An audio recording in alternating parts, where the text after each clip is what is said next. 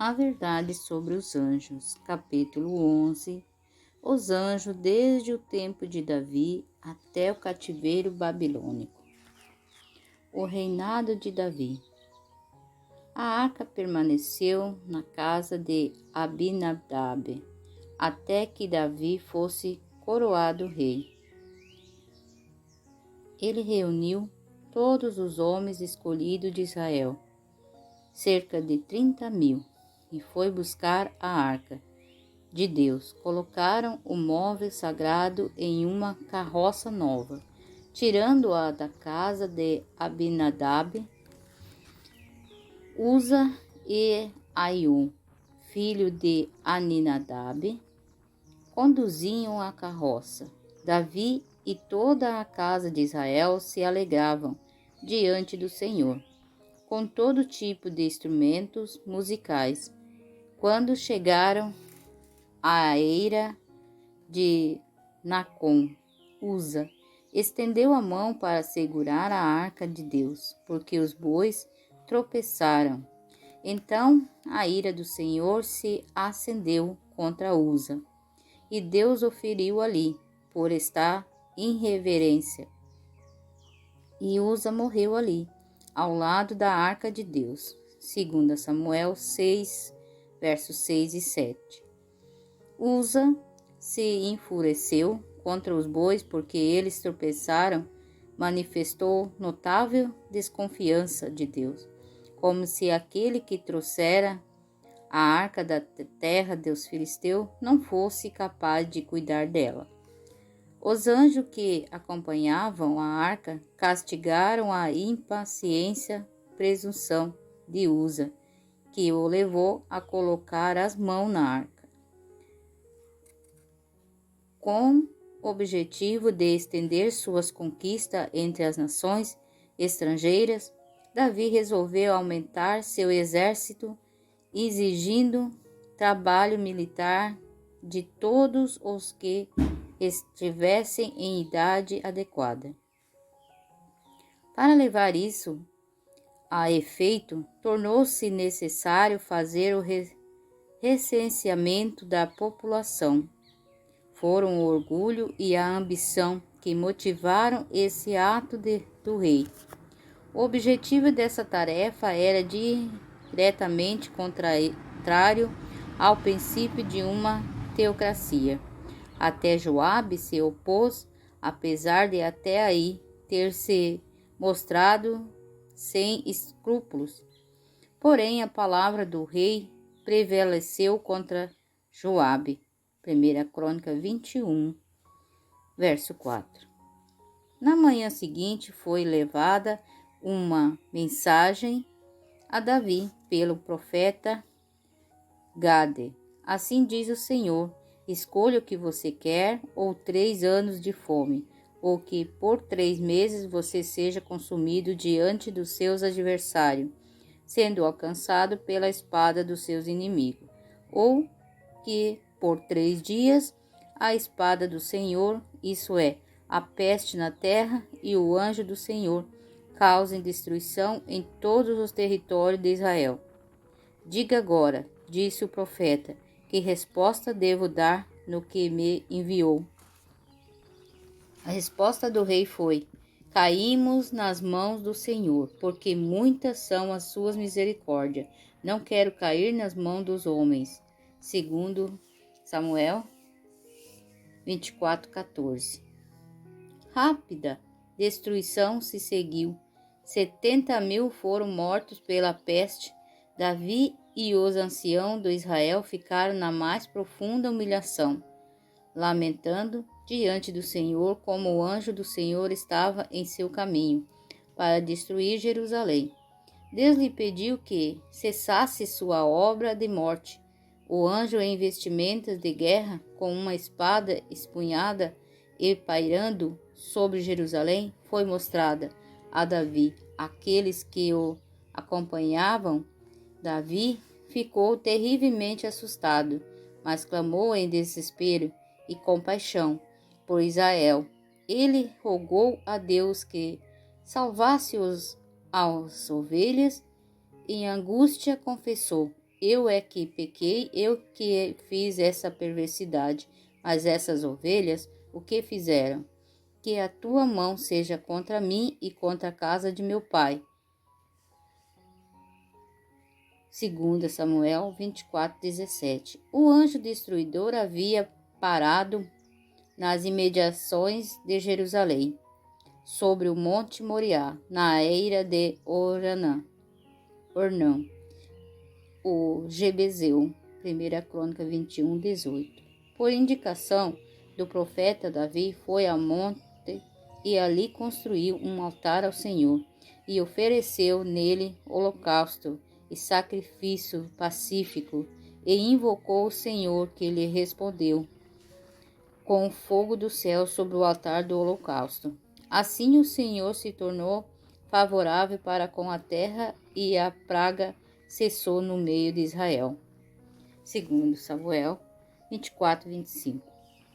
O local em que o altar foi construído e que dali em diante seria para sempre considerado terra santa foi oferecida ao rei por Ornã como presente, mas o rei se recusou a recebê-lo. Deste modo, Davi pagou Ornã por aquele lugar e 100 quilos e 200 gramas de ouro. 1 Crônicas, capítulo 21, verso 25.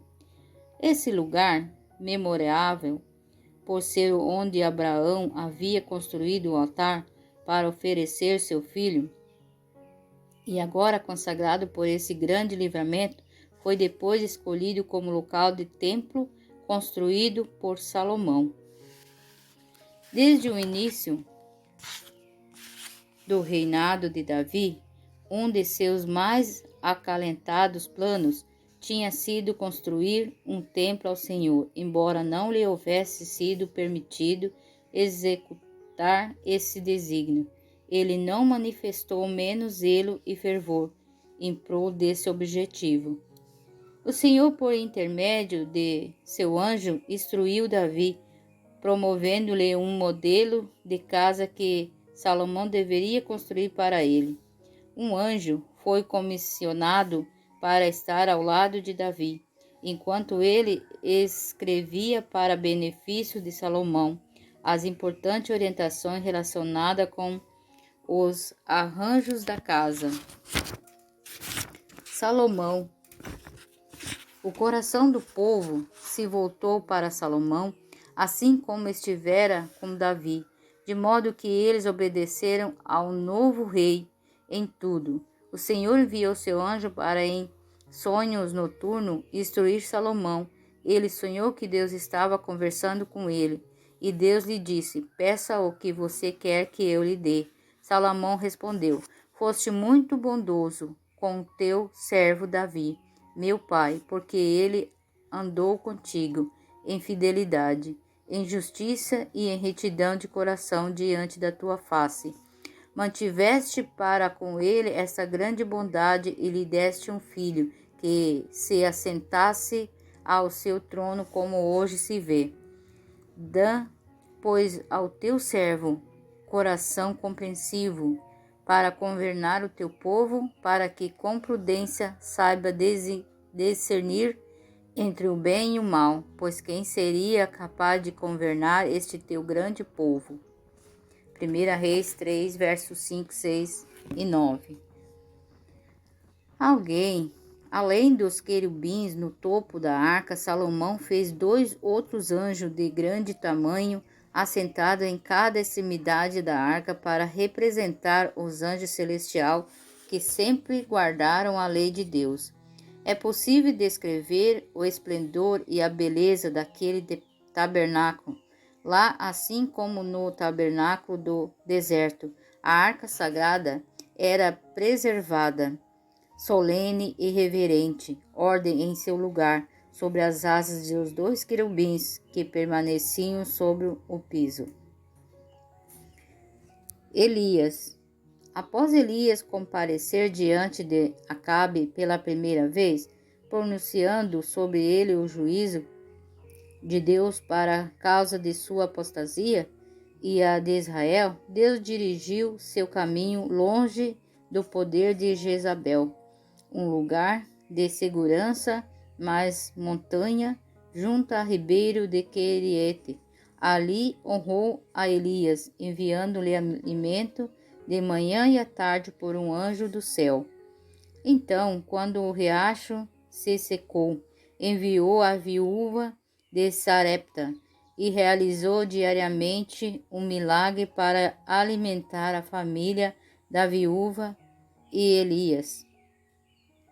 Diante do rei Acabe e dos falsos profetas, rodeado das tribos de Israel, reunidas estava Elias, o único que apareceu para defender a honra de Jeová, aquele a quem todo o reino tinha responsabilizado pelo flagelo que caíra sobre eles, estava agora perante eles aparentemente indefeso, na presença do soberano de Israel, dos profetas de Baal, dos homens de guerra e dos milhares que rodeavam. Mas Elias não estava sozinho. Acima e ao redor dele estavam as forças protetoras do céu, anjos magníficos em poder.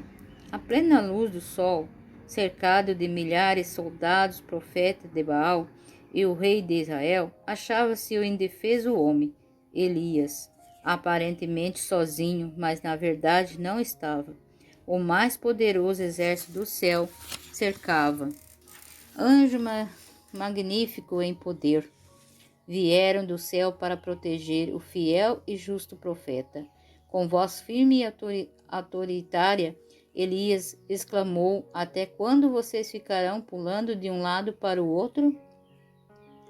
Se o Senhor é Deus, sigam-no. Se é Baal, sigam-no. Porém o povo não disse uma só palavra. 1 Reis 18, 21. Diante da dúvida e excitação de Israel no monte Carmelo, a voz de Elias quebrou outra vez o silêncio. Eu sou o único que estou dos profetas do Senhor, e os profetas de Baal são 450 homens. Tragam agora 2 novilhos, eles que escolham para si um dos novilhos, e cortando-o em pedaço, o ponha sobre a lenha, porém não ponham fogo. Eu prepararei o outro novilho, e o porei sobre a lenha, mas não porém fogo. Então eles invocaram o nome de seu Deus, e eu invocarei o nome do Senhor. E há de ser que o Deus que responder com fogo, esse é o que é Deus. Com que alegria teria vindo Satanás, aquele que do céu caiu como um raio, em auxílio daqueles que havia enganado e cuja mente controlara, e que fielmente se havia devotado ao seu serviço. Com muito prazer ele teria enviado raios para queimar o sacrifício, mas Jeová estabelecerá limites a Satanás, restringirá seu poder, e nem mesmo todos os seus ardes seriam capazes de acender uma única agulha no altar de Baal. Será que Deus abandonou Elias em seu momento de provação? Não. Ele não amava menos seu servo quanto este se sentiu abandonado por Deus e pelos homens, do que quando, em resposta à sua oração, enviou fogo do céu e iluminou o topo do monte. Naquele momento, havendo Elias adormecido, um toque suave em uma voz delicada, e despertaram. Ele se levantou apavorado. Com quem vai fugir, temendo que o inimigo os tivesse descoberto? Porém, o rosto compassivo que se inclinava sobre ele não era de um inimigo, mas de um amigo. Deus tinha enviado um anjo do céu com alimentos para seu servo. Levanta-se e coma, disse o anjo. Elias olhou e viu perto de sua cabeça um pão assado sobre pedra, em brasas e um jarro de água. 1 Reis 19, versos 5 e 6. Depois de ter se servido de alimento para ele preparado, Elias deitou-se de novo e adormeceu. Pela segunda vez o anjo veio tocando e exausto. Homem, disse, como terna piedade. Levanta-te e coma, porque a viagem será longa. Então Elias se levantou, comeu e bebeu, e com a força daquela comida caminhou 40 dias e 40 noites até Horebe, o monte de Deus, onde encontrou refúgio numa caverna. No deserto solitário e desencorajado, depois de sua experiência